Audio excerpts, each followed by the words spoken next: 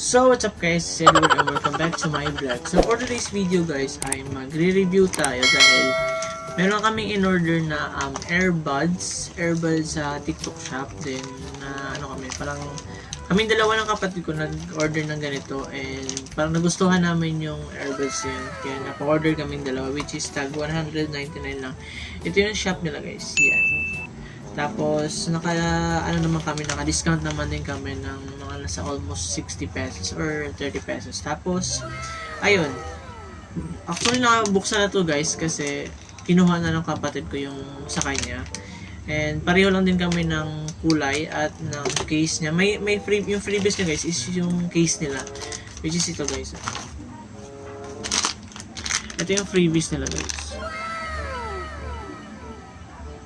Yan, Stitch lang yung napili namin kasi yun lang yung parang medyo okay tingnan.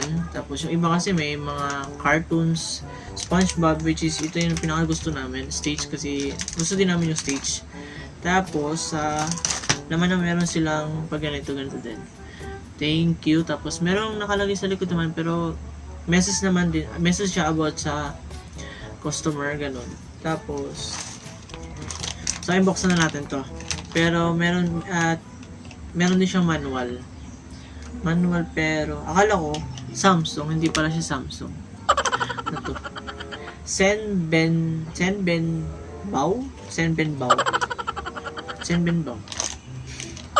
So ayun, sige, test na natin kung gumagana ba to.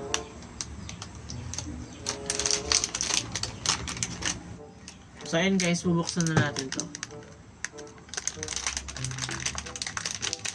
So, ang laman niya guys ay meron siyang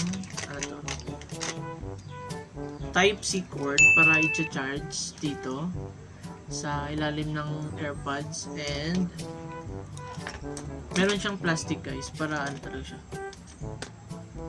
Meron siyang plastic para safety talaga siya. Tapos ngayon itatry natin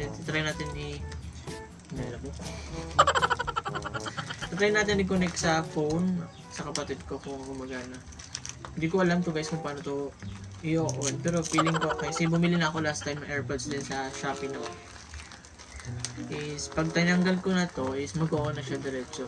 Ewan ko lang dito kasi hindi ko pa na-try to. Ano to, stapler? Hindi pala. Paano ko stapler? Maganda siya guys kasi sealed pa talaga siya ng plastic, tapos meron siyang Type-C na pang charge. Tapos ang ano mo doon, ng adapter na lang talaga niya dito. So ayun, try na natin. So ayun guys, ngayon i-connect naman natin sa cellphone para matest natin kung okay ba siya, gumagana ba siya. At yan i-search muna natin kung ano talaga yung pangalan ng AirPods. So ayan, lumabas na. So nakalagay is Pro 6. Tapos i-pair natin. Tapos yan, connected na. Tapos nakalagay dyan guys is kung ilan ang bar or percent ng AirPods.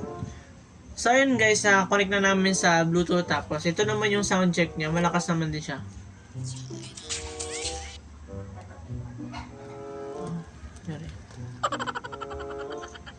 So ayun guys, pag pinindot mo to siya, para siyang namamatay ka agad. Itong block na to, para siyang mag-go-off ka agad. Tapos parang mag-disconnect siya sa cellphone, kaya para siyang sensitive siya. Pero okay lang naman.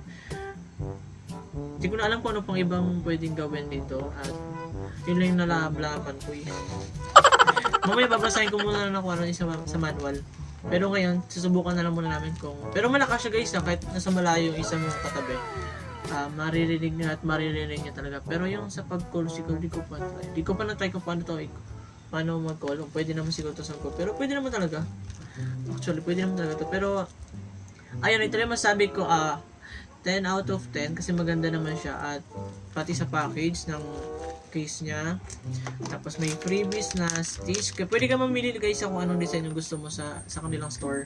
Tapos meron ganito pa, thank you card, tapos Type-C cord, tapos ayun.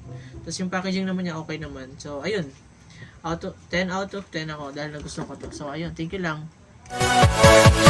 Yeah.